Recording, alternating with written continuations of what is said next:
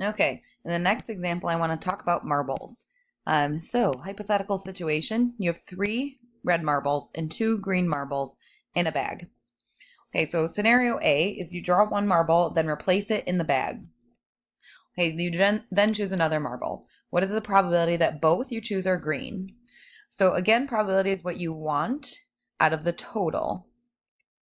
So let's look at each situation. So we have choice 1. I'll call it choice 1, and we have choice 2.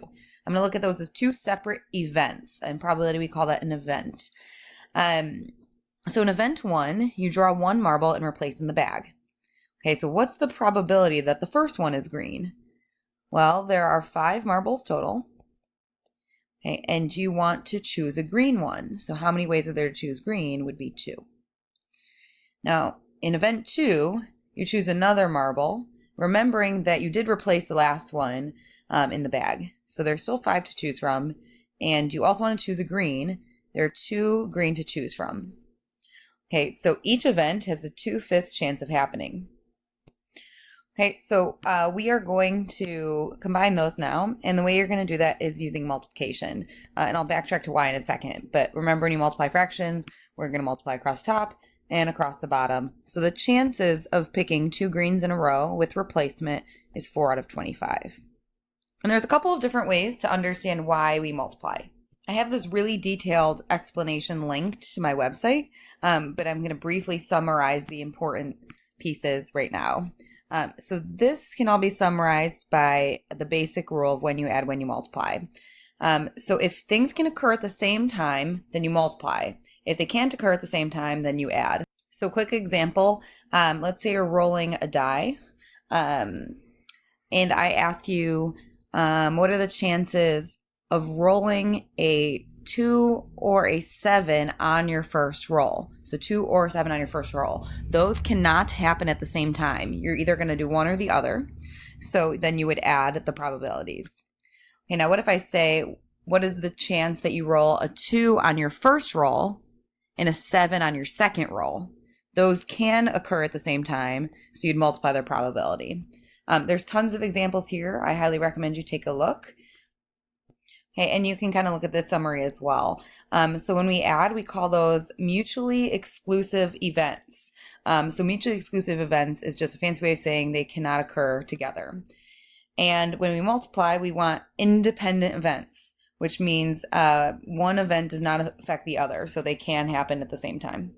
Okay, the final way I like to think about this is logically here. So the probability is 4 over 25ths, but what if I added? This is a what if. You don't even need to write this down. 2/5 and 2/5 would give me 4/5. Okay, which means it's more likely that you would choose 2 green in a row. It's more likely, this is a bigger probability, than for you to just choose 1 green. Does that make sense? No, it doesn't. Okay, the probability should be less that both things happen at the same time, which is why we multiply and our probability is lower. So that's another way to think about it if that helps. Okie dokie. Next one. So you draw 1 marble and then a second marble without replacing. What's the probability that both marbles you choose are green? So obviously this is almost the same problem except this guy here. So we still have 2 choices. We have choice 1 and choice 2. Okay, choice 1, we still want green, so it's still 2/5. But the next part is we don't replace it. So what's our pool to choose from now? It would be 4. Okay, and how many do we want? Well, there were 2 green, but we're assuming we chose a green in choice 1. So there'd be 1 out of the 4 marbles left that is green. And we go ahead and multiply those. It'd be 2 over 20, which can reduce to 1 over 10. Okay, last one. So we're drawing a marble, then a second marble without replacement. What is the probability that you choose 1 red and 1 green? I'm going to have you try this on your own, and I'll come back with the answer. Okay, I wanted you to try this one on your own because it's a little tricky. I want to see if you can think about it. So there's actually 2 different possibilities of what can happen. And I laid those out so you can see that here. So let's talk about possibility 1. Possibility 1 is that what are the chances that it'll happen that you choose a red first? Okay, so if you choose a red first, there are 5 to pick from, you're choosing 2. Okay, so then the other thing that would have to happen is that you chose a green second. So since you're not replacing, there are 4 options to choose from, and there are 3 greens to choose from. That's possibility 1. Possibility 2 is the reverse. So what if you choose a green first, then a red? So if you choose a green first, there are still 5 to choose from, and you're choosing 3. But then the odds of getting a red next would be 2 out of 4 because you're not replacing, and there are 2 reds. And then since there are 2 possibilities, we need to add these together. Why do we add again? Do a quick little reference here. We add because these wouldn't occur at the same time, right? It's one or the other happening, so they wouldn't occur together. So with that said, you can go ahead and multiply this all out. At the end of the day, you'll get 3/5. Before I end here, I just want to show you that all of these problems could also be done with combinations if you prefer. So I'm just going to display this here. You might particularly like letter C done as a combination instead. So the rest of them I'll leave for you to kind of compare, contrast, and ask questions as you have them. But part C, if you think about it, this is all combinations. So again, this is the total, and this is what you want.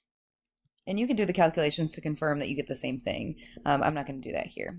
So the total is you have 5 marbles and you're choosing 2. Okay, that's the total for any of these, really. I guess except the first one where there's different choices.